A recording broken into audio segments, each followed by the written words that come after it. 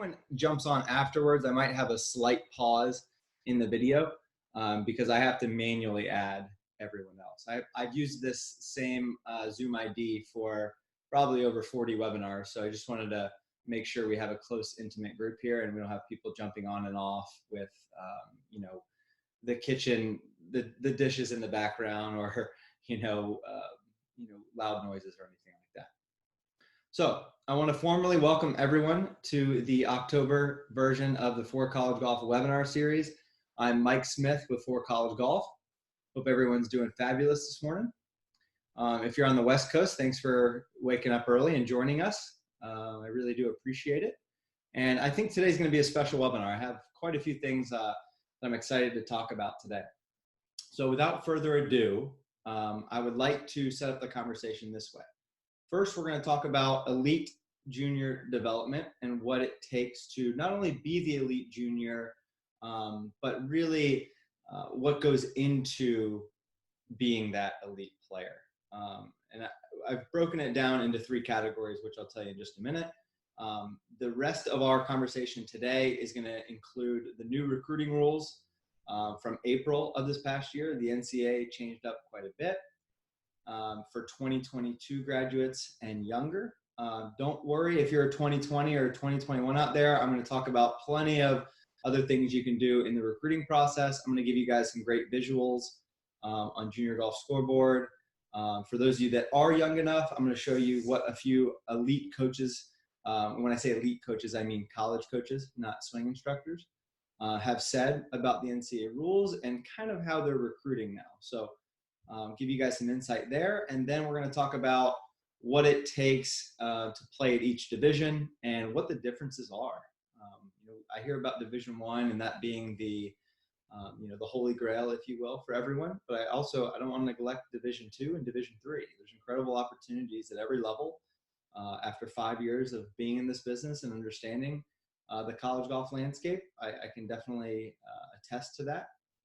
So I want to break those down as well. And then about 25, 30 minutes from now, I'm going to completely shut things down on my end, and I'm going to open it up to questions on your end. So even if you're calling in, you'll have the ability to use your audio and ask questions. So again, appreciate you guys coming in. Looking forward to today, and let's get after it. So elite player development, there's 3 ways that I'd like to break it down. What type of work or how much work goes into that. So what I mean by that is not only the quality of work, but also the quantity that goes in. I'd like to talk about the focus of the practice and where that's directed. And I want to talk about the mental state of the game. But before we do so, I want to talk to you more generally about the growth schedule of a junior golfer. Meaning from the time they pick up the club, from 3 years old, I'm going to neglect 3 to about 8, assuming that we're just trying to keep it fun, maybe playing some US kids, maybe some PGA Junior League. There's so many great resources out there now. PGA Junior League, I think, being number 1, and then a lot of those younger juniors transitioning into US Kids and Drive, Chip, and Putt, and awesome opportunities that they have out there for you guys nowadays. So starting at 9, 10 years old, let's talk about this. I think the emphasis is, yes, keeping it fun first and foremost. If you don't keep it fun at 9 and 10, if you guys are going and getting swing instruction on a regular basis, on a weekly basis perhaps, if you're playing in tournaments and getting really, really serious about the game all the time, I actually don't think that's a good thing at all. So I'm going to talk less about what I don't think is good and talk about more of what you should be doing. At 10, like I said, playing in US Kids events is great. I think you can get started then, but I think keeping it fun, having a great group of individuals, whether it's a girl or a guy, having friends that you can enjoy the game with, having those, I can think back to my development growing up. Not that I did everything perfectly. I certainly didn't. I think one of the reasons why I'm in this position today is because I didn't perfect the college recruiting process. But early on, I tried to keep it fun. I remember playing just, rounds after school with 5 or 6 friends of mine, and, betting a candy bar on it, and being super competitive, but also, just having a laugh. And I think that's a really big piece of it when you're less than 10 years old. Moving on, when getting a little bit more serious, a little bit more structured here, 10 to 12, I think you can start playing in events. I would say anywhere from 5 to 7 events throughout the calendar year. If you're playing over 15, 20 events, I think that's too many at that age. I think that's becoming too serious. And another thing I wanted to say, being a multi-sport athlete is a big, big piece of this. I think that starts at any age. I think that starts at, as soon as you're born. Being a well-rounded, multifaceted, multi-sport athlete is important to coaches at 18, 19 years old, even. So, at 10, 12, I think it's being an athlete and then creating speed. There's actually been another nugget here. There's been some studies about speed growth around the ages of 10 to 12. And that's been shown to actually be the window, if you will, where most speed is gained and retained.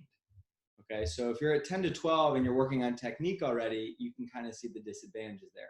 Or if you're 10 to 12 and you're not, let's say, playing other sports, you're not trying out soccer, baseball, basketball, football, tennis, anything else, lacrosse. There's so many great organizations out there now that offer, rec sports or youth league sports. I think you'd be remiss if you weren't at least touching into some of those markets. Let's talk about, at 10 to 12, here's kind of the message I wanted to send with that. Be an athlete. My college coach always said it, be an athlete, but I think it's true, especially at that 10 to 12 range, because it's easy for I think parents out there to say, well, we need to start going, we need to start traveling to events and really making sure little Johnny is competitive. I wouldn't say that really starts to take effect until 12 or 13. So let's talk about that window. I still think the emphasis from 12 to 15 is playing multiple sports. Playing as many sports as you can, to be gritty, be competitive, go through those wins, go through those losses with a team. Not only will that help you in college golf, I think that helps you as an athlete, and understanding that every day, can't be unicorns and rainbows. Whereas, if you are an elite junior, playing against, for lack of better words, in superior competition, you're just going to win at 12 and 13. And to be honest, I don't think that's that relative or that important until you face, much deeper and much better competition and more mature competition at 14 or 15 years old. Okay. So let's, I would say the message that I want to send between 12 and 15, I know 12 and 15 are not the same. Freshman, sophomore year of high school, some 15-year-olds are in their sophomore year and they're already developed. But what I'm talking about is more so that undeveloped young man or young woman at 12 to 15. Play a lot of sports, be gritty, learn to win at times, but also learn to lose. Learn what failure is. Learn to put yourself in those vulnerable situations where you're not just getting a participation award. As we all know, that's quite prevalent in today's world. Okay, and then moving on, the more mature, more developed 15-year-old. So let's categorize this as the start of high school, or first thing freshman year, summer. I think the most important message I want to send here is be realistic about where you're at. And here's a nugget that I want to share. I'm a big believer at For College Golf of what I call climbing the ladder. Okay, and what I mean by climbing the ladder is quite physically. If you're playing in a U.S. Kids event and you try to make the leap and play in an AJGA Junior All-Star, and your goal is to win right away, I think those worlds are about 3 or 4 rungs on the ladder apart.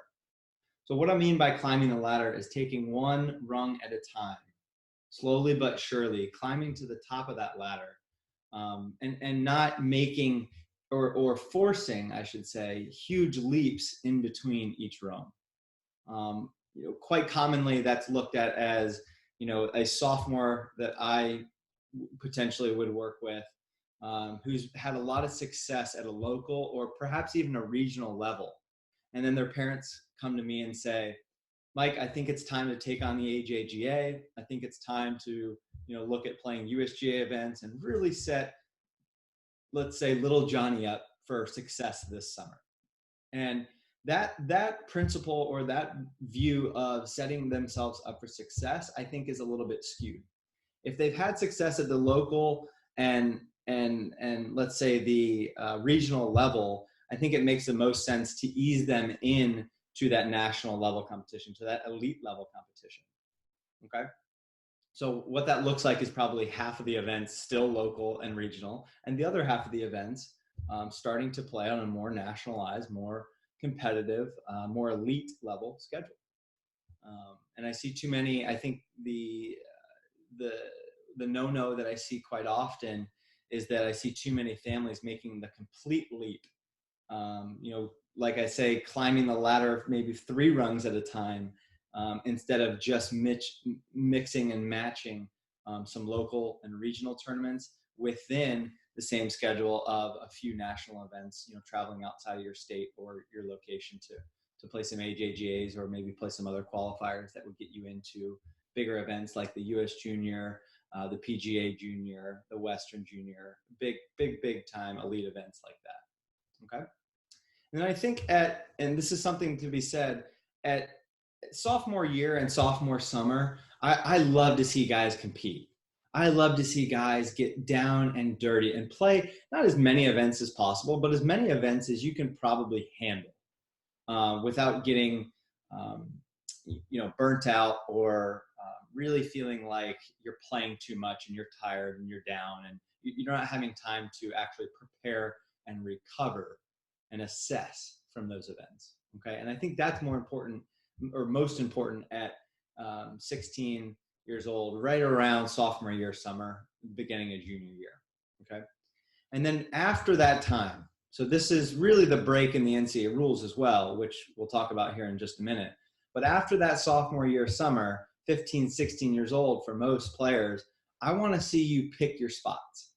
So less as much competing all the time, competing in, let's say, 15 to 25 events if you're really a player that likes to compete almost every weekend. I mean, at the end of the day, we only have 52 weekends out of the year. There's school going on, there's family time going on, there's holidays. 25 events is a lot to play. I like to see my guys anywhere between about 10 and 15 events throughout the calendar year. And when it comes to post sophomore year summer, I really like my guys to even lower that number just slightly. I'm talking 2 or 3 events. I'm not talking cutting your schedule in half, but slightly lowering your events, really treating yourself like a professional.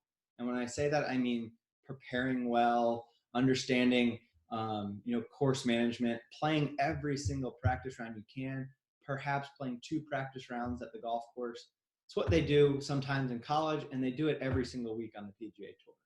So if the best player, I always say, if the best players in the world are preparing for events like it's their job, which it most definitely is, then why aren't we as junior golfers, right? We don't have as much control of the golf ball. Obviously, our scores are a bit off, but from shooting 69 every single round like a tour professional does. But I think it's super important to really pick your spots and prepare during that time after sophomore year summer. Now, if you're a less elite player and you're late to the game, we're going to push that timeline back just a bit, and maybe it makes sense for you to compete all the way up to junior year summer and then pick your spots into senior year. But if you are, truly an elite player or in that conversation, and what I would define that as, guys, sorry, I haven't defined that yet. An elite player is typically about top 200 in their recruiting class. So I'm going to jump into some junior golf scoreboard visuals here in just a minute, and I'll show you guys what those rankings look like and really what scoring average it takes to achieve that ranking in your events. Okay. I babbled a little bit there and took a little bit more time than I wanted to, but I want to talk about what I truly believe, what it takes to be an elite junior golfer. Okay. So like I said, 3 areas: the work, or the quantity that you have to put in, the focused or the maintenance work that goes into that end goal. I want to separate those, because I think there's sheer number of hours that it takes that a lot of juniors don't realize. And then I think there's the quality of work, or the focus and the maintenance work that goes into your preparation, your swing outside of tournaments, when that should happen and how that looks. And then I think there's the mental side of things. When we're talking about truly being elite, there's a few pinpointed things here. I think confidence and understanding what you're capable of. And simply by that, I mean knowing what you do when you're at your best. Is it driving the ball? Is it wedging the ball? Is it putting it? And then going out and understanding how to pick apart a golf course and help yourself do that so that you can be successful in competition. I'll explain a little bit more about that in just a minute. So let's start with the amount of work that it takes. I can't stress this enough either. Sleep and recovery. I heard on a podcast last week that Justin Thomas is proud of the amount of sleep that he gets. There's all these heart rate monitors out there now. Fitbit, Whoop is the latest one. I wouldn't call it a fad. I would call it a trend. But there's all these monitors that these PGA Tour players and high-level athletes are wearing, and it actually is it's measuring the strain that they're putting on their heart and their body, and then the recovery that they're actually able to get after competition or practice or whatever it might be. So I would say sleep like it's your job. This is something I tell all of my guys before they start college. All of my guys for 2019 that have committed, we already had this chat about sleep and recovery. We literally have to sleep like we're getting paid to do it. And that's what I say, sleep like it's your job. Sleep like you're getting paid to sleep, okay? And recovery. Recovery goes into not only the well-being of your muscles and your body, but also mental recovery. So when it comes to muscles in your body, I'm a huge believer of foam rolling, of really taking care of your body outside of tournaments, whether that's nutritionally, whether that's pliability work. If you want to learn more about recovery, go and check out the TB12 method. Tom Brady, everybody knows he's 42 years old, still in the NFL, still succeeding at a very, very high level. They might even win another Super Bowl this year. But I'm a Jacksonville Jaguars fan, so I don't want to shed a tear here and talk about that. So sleep recovery. TB12 method is great. If you guys are more interested in that, I would highly recommend listening to that, or reach out to me. I have the tape. I'm happy to email it over to you. When it comes to sheer work, I heard this on a podcast as well.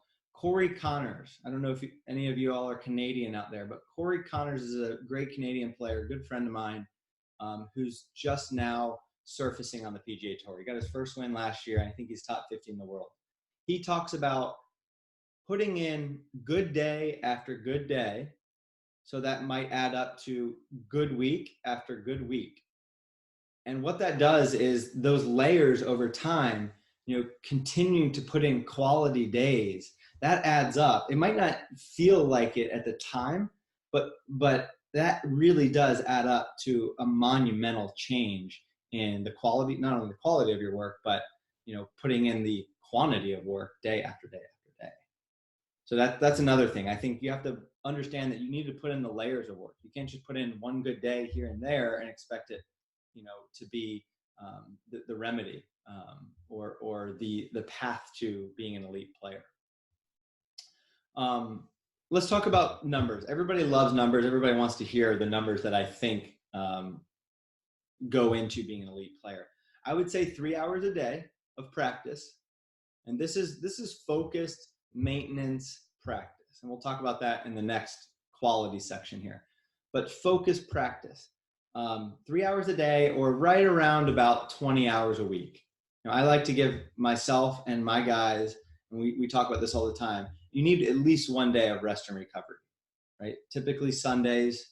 College golf teams all have this. There's an NCAA mandated rule that college golf teams can only practice, work out, or have team meetings 6 days a week. You still have to have one complete day off. Okay, so let's move on. Does anybody have any questions there? If you do, please go ahead and type it in the chat box below, and I'll try to get to that even before we move on to the NCAA rule changes and things like that. Let's talk about the focus practice. All right. I think first thing that's easy to note is focus practice is practice with the absence of distractions, meaning cell phones, meaning your good buddy that might just love to chat about what happened at school or the funny things that are going on social media or whatever it might be. Not saying there isn't place and time for that good friend, but it's not an everyday basis on the driving range. So I want to say, or the putting green or whatever it might be. I tend to talk more even on the putting green than anything. So I think that would pertain to that. But focus practice, understanding and targeting what you need to do that particular day. And I won't go down this bunny trail and unpack this gamut of things, but I'm a huge believer of setting long-term goals 6 months and beyond, and then having a short-term plan within those 6 months to provide action towards those long-term goals. So I think that starts there. And if you were to ask, or if you were to look at a For College Golf goal sheet, you would see things like understanding the technical side of things. Okay, so this is another thing that I think that goes into being elite: getting good information. I hate to say it, and I bite my lip a bit when I have to say this, but all coaches are not good coaches. All coaches are not meant to teach elite players. There's coaches for, I think, less elite instruction early on, under 12, 13 years old. And I think there's coaches that really make the game fun and really spark a junior's interest. And then I think there's coaches that truly deep down and have proved it that they understand the golf swing. So if we're going to run through it real quick, there's 3 things I look for in elite coaches: that they've played the game at the high level themselves, that they've brought players from being great to elite, and that they've brought players from being good to great. Typically, the coaches that I put into the elite category that give what I call good information are coaches that check all 3 of those boxes. Okay. Let's talk about what goes into that short-term plan as well. Like I said, that 6-month plan that'll help you, one, become elite is what we're talking about now, but also reach your long-term goals. Okay. I think not only understanding the technicalities of your swing and understanding the cause and effect relationship, meaning this position creates this sort of movement, that sort of movement creates X ball flight, right? That's a little bit technical. We won't go down that road today, but if anyone has any questions about that, I'm happy to explain. Taking stats. This is another thing that goes into that elite development. And when we're talking about focus practice, taking stats, understanding not only 2 things, not only the quantity of where your shots are coming from, meaning do you have more shots inside of 100 yards or between 100 and 125? Okay. Really understanding where the quantity of stats are and shots are falling, but also your strengths and weaknesses as it pertains to those different areas of your game: driving, long irons, short irons, approach shots with wedges perhaps, chipping, pitching, and then obviously putting being the main areas. I think if we're just taking, this is the biggest thing that I see all the time. Oh yeah, I take my stats, green regulation, putts, simple stats like that, and fairways. Those are bad stats, guys. Those are stats that might help you get 2%, 3% better. Those are not stats that are going to help you direct your practice. And those are not stats that are going to help you manage your game on the golf course in tournaments. Okay, when we have true PGA Tour statistics, strokes gained statistics, as they call them on tour, we have information that we can dissect and actually give us a better chance to not only change our practice, but help us understand if we're being too aggressive on the golf course and putting ourselves in positions to succeed. If I'm a great wedge player and I'm not putting myself in positions on the golf course, let's say I'm going for par 5s instead of laying it back to 70, 80, 90 yards, I'm not setting myself up for success. I might even be creating too many penalty shots, or by being too aggressive on those second shot par fives, or just not putting myself in good spots to score. So we really need a good stats program. I use shotbyshot.com. If any of you guys want to reach out, I'm more than happy to add you to my 4College team and give you a discount to that shot by shot program. It's like $70 for the year. Best $70 all of my guys have ever spent. And I tell them that before they even start with me. Okay. All right. Last thing that I think it takes, and these are more general, but last thing I think it takes to be an elite player, I think it takes the mental aptitude. Okay. Well, what do I mean by that? Like I said earlier, confidence, understanding what you're capable of. Part of that is stats. I think that starts there. It's in baby steps, just understanding your stats, but then going out and actually executing that plan. So for me, for example, I'm a great driver of the golf ball when I'm on. I would say I'm streaky. I'm a great wedge player, and I'm an amazing putter. Okay, that's what I know.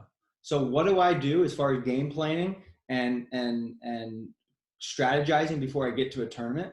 Well, I'll get on Google Earth. I'll measure out the distances off the tee if I already know the tees. If not, I'll do it the night before the first round.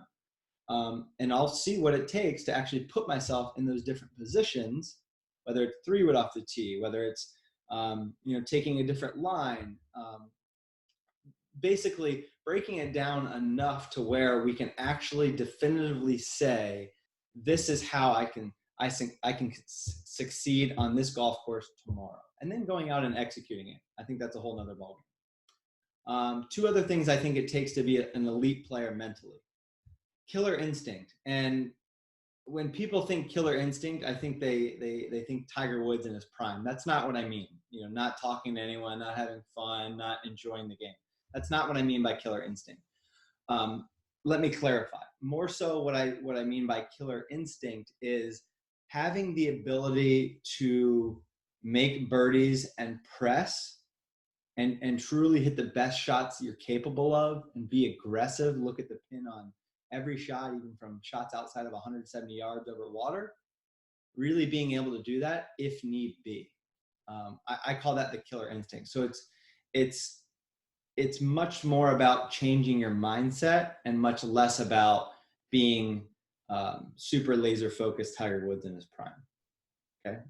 And then the last thing, I think probably the most important thing. So didn't mean to leave it for last, but I have it starred here on my notes. Love to compete. Really, truly, deep down, enjoy getting up, whether it's after you shoot 87 or whether it's you're in the final group the last day and you're scared out of your britches, I guess you could say, for lack of a better term, to go and tee that ball up on the first hole and go out and actually compete against players that might be have already proven themselves or you think that are better than you. But really, truly, deep down, loving to compete. And not to circle back here, but that when I said that window between freshman and sophomore year and really loading the schedule and competing in events and putting yourself in the final group and trying to win, I think that's where that's grown. Sure, it can be done at 10, 12, 13, but I think it's really instilled at 14, 15, 16. That love to compete, that drive to want to win, and not only that, but go out and be gritty. If you're 4 over through 4, having the fortitude to not throw in the towel and pack it in, but really push yourself to and have the confidence and the self, I was going to say self-confidence, but really understanding what it takes to push yourself to that next level of, okay, today's not over yet. Even though I had a horrible start, today's not over, and I'm going to push through that barrier, and I'm going to be optimistic about these final 14 holes. I think all of you parents out there, all of you juniors have seen it's really tough to come back from those bad days, right? Especially if it's early on in the round. You make a triple, quadruple bogey on one of the first couple holes. It's really tough to resurrect that. Okay, so that's a wrap. That's what I think it takes to be an elite player. Okay, so if anyone has any questions on that, I'm going to give about 30 seconds for you guys to type that in the box below, that chat box down below in your Zoom window. If not, I'm going to go ahead and move on to today's, the state of college recruiting, okay, and what that means. All right, I'm going to give it just a few minutes here. If you guys had any questions on elite development, I know that was a mouthful and quite a bit there. All right, doesn't look like too much curiosity, so let's move on. The state of college recruiting. I think the biggest thing that I want to address today is two things. One, how much college recruiting has changed. I was recruited in 2008 to James Madison. It is night and day. The influx of not only how the game has changed from the technology standpoint, but the influx of technology as far as TrackMan and coaches' ability to evaluate players as far as speed and capabilities. And then also Instagram, social media, all these different mediums that we're recruiting with. So I'll talk about that in just a minute, but I think that's the biggest change that I've seen from when I was recruited until now. However, let's talk more specifically about the rule changes that happened this past April. So in a nutshell, the NCAA changed a bylaw that was that basically let me back up, guys. So in April 2019, the NCAA came to the Golf Coaches Association of America, and they said, we're looking to make a rule change. And what that rule change consists of is basically, I'll put it this way. And sorry, guys, I'm struggling with this because there's so much here. When recruits were committing at 12, 13, 14 years old and not panning out for a college, that not only frustrated the players, but that also frustrated the parents, of course, but the coaches. And a lot of these elite Power 5 schools, and when I say Power 5 schools, I mean the SEC, the ACC, Big 10, Big 12, and Pac-12 schools. They were the ones that had to be the front runners with the elite players. And these players were committing at 13, 14, 15 years old. So that was the issue. So what did the NCAA do about it? Well, this past April, in order to do away with those early commitments, what they did is they basically said, coaches cannot contact any prospects before June 15th of in between their sophomore year summer and their junior year with any emails, any phone calls, any texts, any interaction at all, including engaging at tournaments. Okay, so for those of you that are 2022s and beyond, this will affect you. If you're a 2020, a senior, or a 2021, a junior, that won't affect you whatsoever. It's open season already. You can start to call coaches. They can call you back. You can send emails. They can email you back with any information. You can talk about commitments, verbal or actual commitments, anything at all. So I'm going to take a quick break here, guys. I'm going to show you, not a break, but I'm going to share my screen and show you what a couple elite coaches have said. We have Arizona State coach Matt Thurman that emailed me back. I've talked to him a few times. He's a good coaching friend of mine.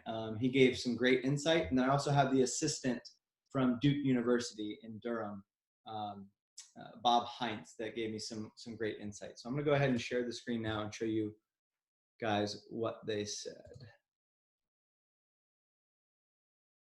Give me 1 second. I apologize. This is actually the first time I've been on this Mac, like I said, and I have to change some settings here real quick. 1 second, guys. Hope everyone's learned a little bit so far. We're going to keep going here down more of the college recruiting path. So hang tight, and I'm going to get these settings straightened out. Okay. All right, there we go.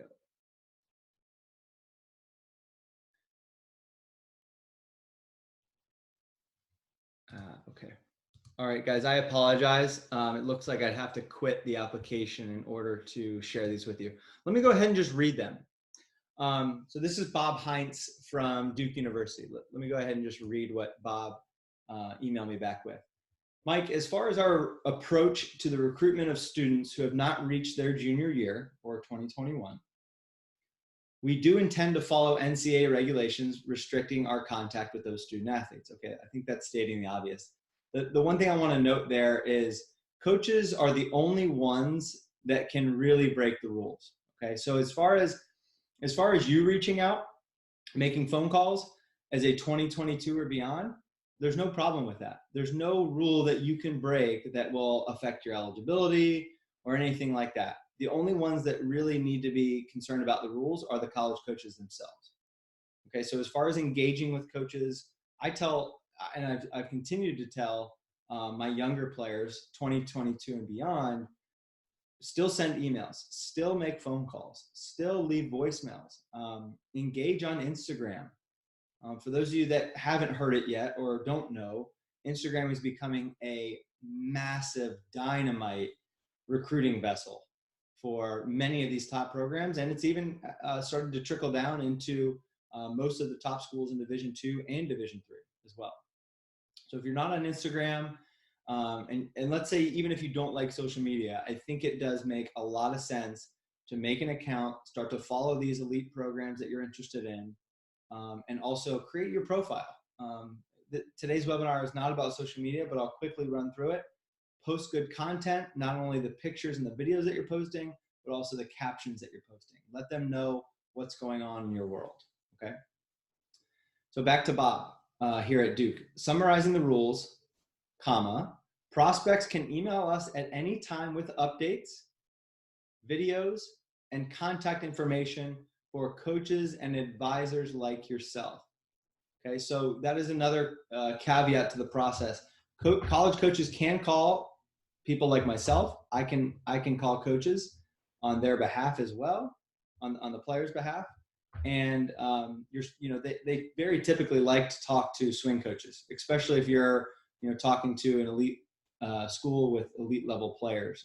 They're going to want to know what the relationship is like there. So he finished saying coaches and advisors. He also said upcoming schedules. So any upcoming tournaments that you might have, I think that is a very, very smart thing to send over to coaches. Okay, and then one last thing to note on Bob's email, it's easy to just stay behind the keyboard, stay behind the computer screen and send out a bunch of emails. However, the first thing I say to prospects when they come to me is, this business is all about relationships. For me, whether it's on the player and the family side or the coaching side, it's all about interaction. It's all about relationships. So my point is, if you only use this and you don't bother to pick this up, introduce yourself, and make phone calls, you're going to be behind the 8 ball. Okay? So just want to make that point. I'm going to finish reading Bob's from Duke's email here, and then we're going to move on to Coach Thurman's email, and then I'm going to give you guys some more specific looks at what I think this is going to do for everyone in the process. We are not allowed to respond to emails with the exception of an initial email to explain NCAA rules. Okay, so if you get an email back, they're probably just going to be explaining the NCAA rules if you're younger than a 2022 or beyond. They're not allowed to take phone calls, anything like that. They might pick up if you do happen to call a coach and they pick up. It doesn't need to be an awkward time. It doesn't need to be something where you think they're breaking the rules. It's all up to them. They're actually allowed to have a conversation with you as long as it's not specifically about recruiting. They can give you general information on their program, but they're probably going to keep it very short and very brief, because they don't want any rules to be broken and their program to be in jeopardy. All right. And then Matt Thurman from Arizona State said very similarly the same thing. I think the one thing that I'm going to take from this email here is that what he said is if he's evaluating you in an event. So again, guys, we're just talking about 2022s and younger so far. I'm going to move on in just a minute. But if you're 2022 or younger and you have a college coach watching you in a tournament, they are not allowed to talk to you, your parents, or anything, anyone outside of that, other than just a simple hello and how are you doing today. I want to make this point as well, and then we're going to move on. Coach Thurman also said it might be good for recruits to occasionally drop a note via email or DM on Instagram. Okay, so that just shows you how much of a recruiting vessel and how big, how mammothly massive this is becoming. If you go and look and try to follow these programs on Instagram, almost every single Division I program has an Instagram that they're actively managing. So to neglect that that's not being used as a recruiting tool, I think that's a big mistake.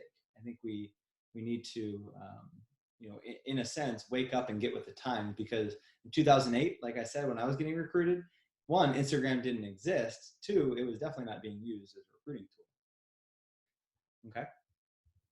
All right. So that is very much so the, one second, guys, sorry. That is very much so the gamut when it comes to being a younger 2022 or beyond. Let's talk about more specifically the factors that might go in to looking for a college if you're a junior right now or a senior in high school, or potentially a gap year student. Here's the step-by-step process that I like to use. Start to look for specific schools that you think you might be a good fit at. I always say be realistic, but I'm okay if you guys dream, especially early on.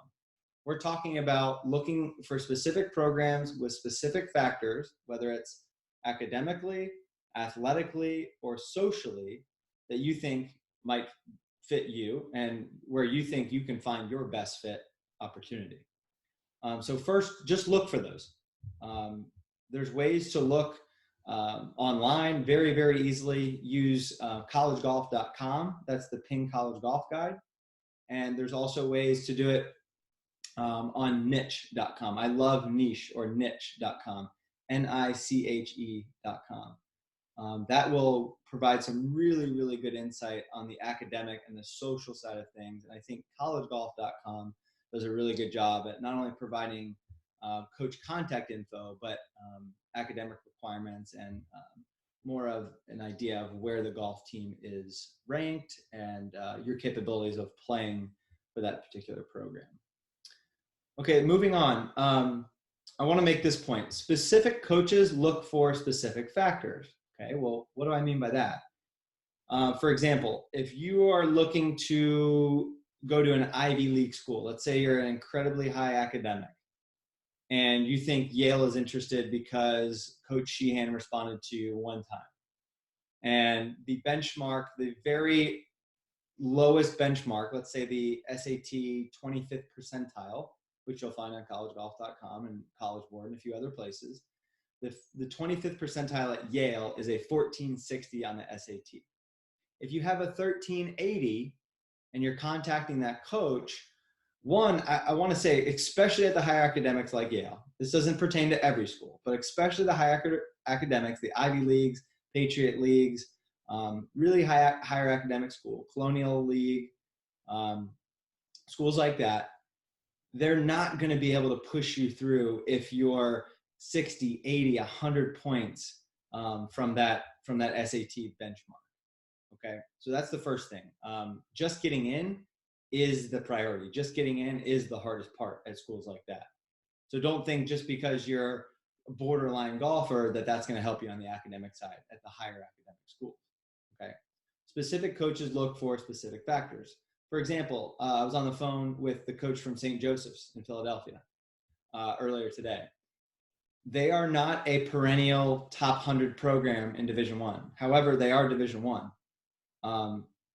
Coach Lynch told me that his priorities are finding good people before he finds good players. Yes, it is a rather high academic school, but he really put the emphasis on finding guys that are compatible to him and his program before he finds an absolute stud. And, at St. Joe's, there's so many other advantages that you have in going there. I won't go in specifically for St. Joe's, but he's really looking for guys that can go in and make a difference more as an individual than as a golfer, perhaps. Okay, so that's my point is specific coaches look for specific factors. Something you can do right off the bat with coaches is simply ask that question. Coach, I'm very curious today. What do you look for in potential recruits or players that you're looking at or recruiting at the moment? Things like that. Just simple, easy questions that make it really practical.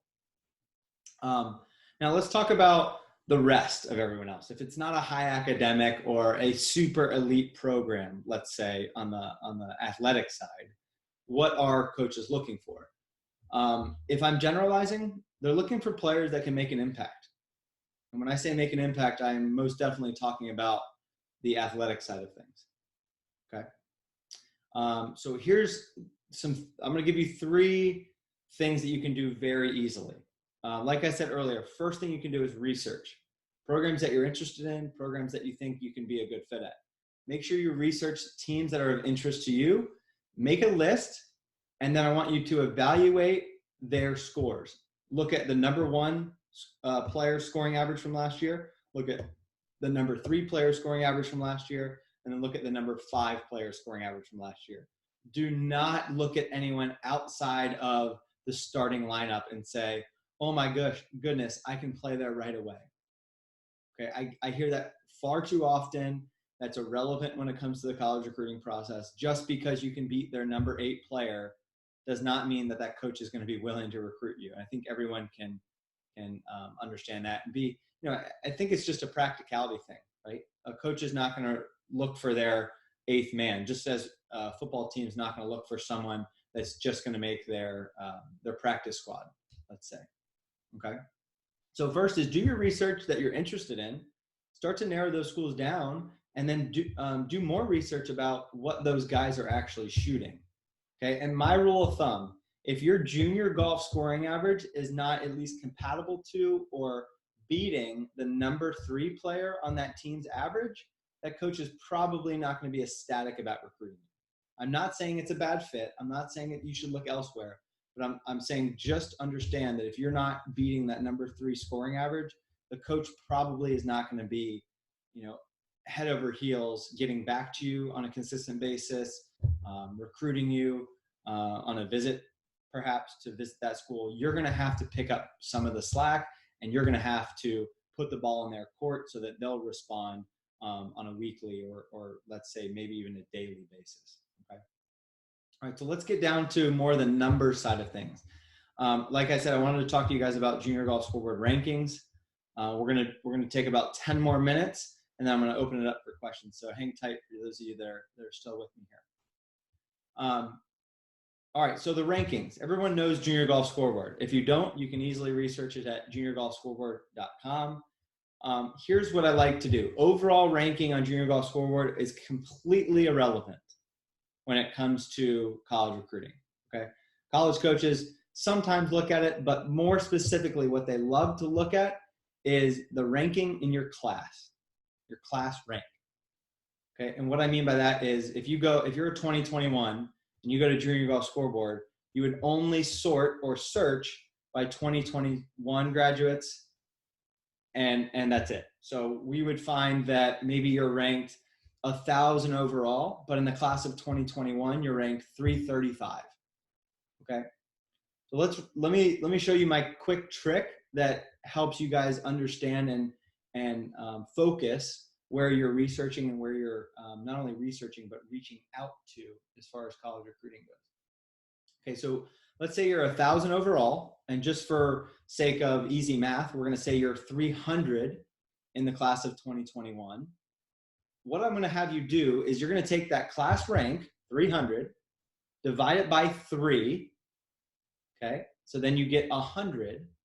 What I like to say is you should not be looking for any teams or any programs inside the top 100 in Division I golf, okay? So if you're ranked 3,000 and your 2021 rank is 1,000, let's say, you probably shouldn't be looking in Division I whatsoever, because there's about 305 teams that offer Division I golf, okay?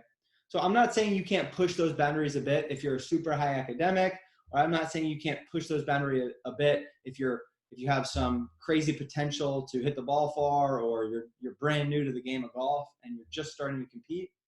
Junior golf scoreboard rankings are not everything, but it's a really good benchmark to take that class ranking, divide it by 3, and then understand that that's your number to look outside of that for college golf teams. And if you're curious about college golf rankings, they come out on Wednesday for this fall on GolfStat, GolfStat.com. Okay, GolfStat.com is not only the primary source, but it is the official ranking for college golf.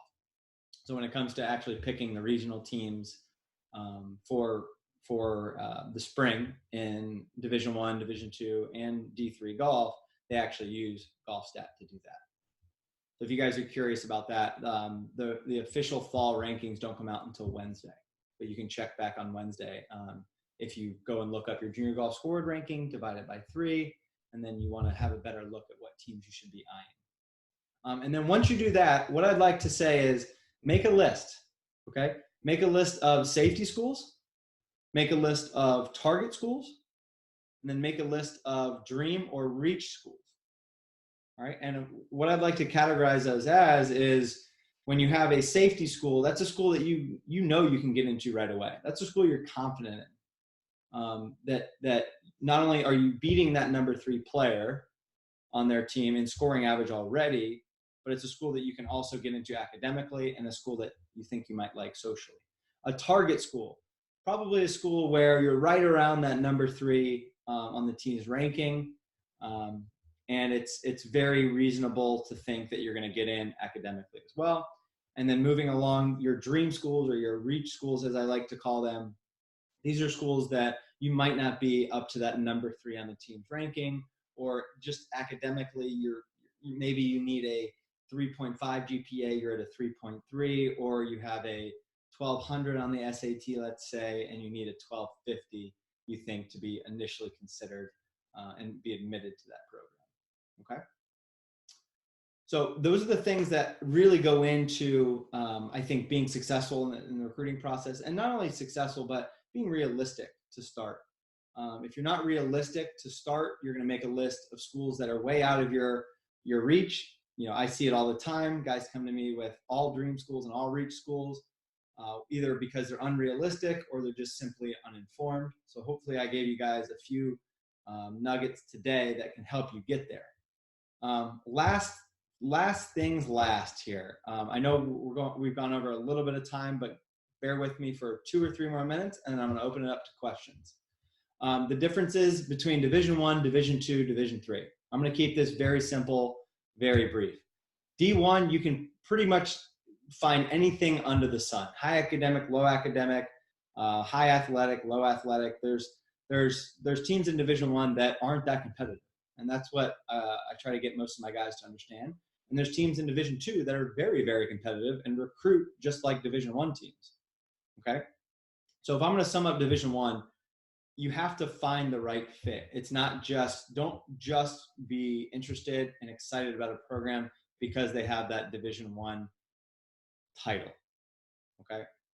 Yes, bigger schools typically. Yes, higher academics, perhaps. Yes, bigger, better athletic culture, bigger budgets, better travel, things like that. Yes, that is all very typical. Division II. Oh, one more thing, Division I.